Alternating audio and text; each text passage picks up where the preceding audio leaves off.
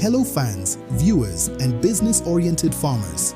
Welcome to Cultivate Uganda, your go-to channel for everything about farming in Uganda. If you're passionate about growing healthy crops, increasing yields, and learning modern and practical farming techniques, you're in the right place. Don't forget to hit that subscribe button and turn on the notification bell so you never miss our latest tips and guides. Give this video a like, share it with fellow farmers, and leave a comment below with your questions or farming experiences. We love hearing from you. Now let's dive in and talk about bean farming, from soil preparation to harvesting, covering everything including varieties, soil preparation, fertilization, spacing, pests, and diseases. It all begins with the bean varieties. Choosing the right variety is essential for high yields. In Uganda, the NABE series is highly recommended. NABE 15, a highly productive bush bean that matures in 60 to 70 days, disease-resistant, uniform, and ideal for short rainy seasons. Highly recommended for farmers seeking quick, high-yield beans. NABE 17 and 19, also excellent, reliable varieties for yield and adaptability. Planting improved varieties like NABE 15 ensures higher productivity, faster harvest, and better market value. Let's move to soil preparation. The first step is ploughing. Ploughing helps to loosen the soil and break the hard pan underneath. Beans need soft, well-aerated soil so their roots can grow deep and strong. When you plow properly, you allow air and water to penetrate easily into the soil. This improves root development and nutrient uptake. Ploughing also buries weeds and crop residues, reducing competition and lowering pest and disease carryover from the previous season. After ploughing, the next step is harrowing. Harrowing breaks down the large soil clods left after ploughing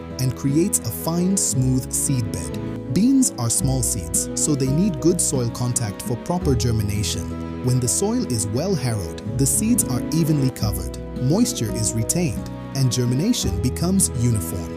Harrowing also helps level the field, which makes planting easier and improves water distribution during rainfall. Now proceeding to spacing and planting. Correct spacing and planting methods determine the optimum plant population and ease of field management. For optimal bean production, the recommended spacing is 50 centimeters between rows and 20 centimeters between planting holes within the row. This spacing ensures that each plant gets adequate sunlight, nutrients, water, and air circulation. When plants are overcrowded, they compete for nutrients and moisture. This results in weak growth, fewer pods, and increased disease pressure due to poor air movement. At each planting hole, you should place 2 seeds per hole. Planting 2 seeds ensures a strong and uniform stand. If one seed fails to germinate, the second seed compensates. This helps maintain the correct plant population per acre, which directly influences final yield. Beans should always be planted in straight lines or rows. Planting in rows helps achieve optimum plant population and makes field management much easier. For planting depth, ensure seeds are placed about 3 to 5 centimeters deep, depending on soil type. Fertilizer application. Even with good seed and proper spacing, without the right nutrients, your beans will not reach their full potential. Let us begin with basal fertilizers, which are applied at or before planting. 1. Basal fertilizer application at planting. Basal fertilizers are very important for early root development and vigorous crop establishment. One of the most recommended fertilizers for beans is diammonium phosphate, DAP 18480. DAP is highly recommended because it is rich in phosphorus, which promotes strong root development and early plant vigor. The standard application rate is approximately 50 kilograms per acre, applied at planting. It should be placed slightly below or beside the seed to avoid direct contact.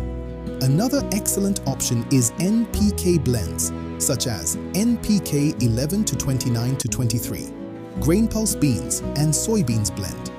This formulation is specifically tailored to meet the nutrient requirements of beans grown under Ugandan soil conditions. It provides balanced nutrition for root growth, vegetative development, and early flowering.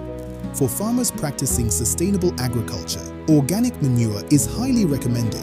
Well-decomposed animal manure or compost should be applied at a rate of 2 to 4 tons per acre during the first cultivation. 2. top dressing and foliar fertilizers. After crop establishment, additional nutrients may be required to sustain healthy growth.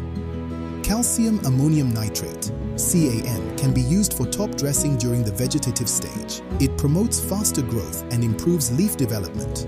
Apply carefully to avoid excessive nitrogen, since beans are legumes and can fix nitrogen naturally. Now let us talk about foliar feeding. Foliar fertilizers provide quick nutrient uptake, especially during critical growth stages, such as vegetative expansion and flowering. Products like Goldchance Super Start or Optimizer are applied 2 to 3 weeks after emergence to ensure balanced growth and improve stress resistance. During the reproductive stage, especially at flowering, beans require higher levels of potassium, boron, and calcium. Reproductive stage boosters such as Goldchance Super K, Vitabor Gold are sprayed during flowering to prevent flower shedding, enhance pollination, and improve pod filling and grain quality. For best results, foliar sprays are most effective when applied at 3 weeks after emergence. Again at the flowering stage, timely fertilization increases root strength, vegetative vigor, flower retention, pod formation, grain filling, final yield per acre. Let's continue to pest and diseases. Pests. Pests can significantly reduce yield. Key groups include sapsuckers like aphids, spider mites, thrips, and whiteflies feed on sap, weakening the plant and transmitting viruses. Leaf eaters, such as the Mexican bean beetle and bean leaf beetle, chew leaves, reducing photosynthesis. Soil-borne pests like seedcorn maggot and wireworms attack seeds and young seedlings, causing poor emergence. To control these pests, you can use chemicals such as Alpha-Kill 10EC, Amdox 3EC, Galil 300SC, Dudu Ethoate 40%. Other effective brands include Roquette. 2. Diseases, including bacterial blights, including common blight and halo blight, cause water-soaked spots on leaves and pods.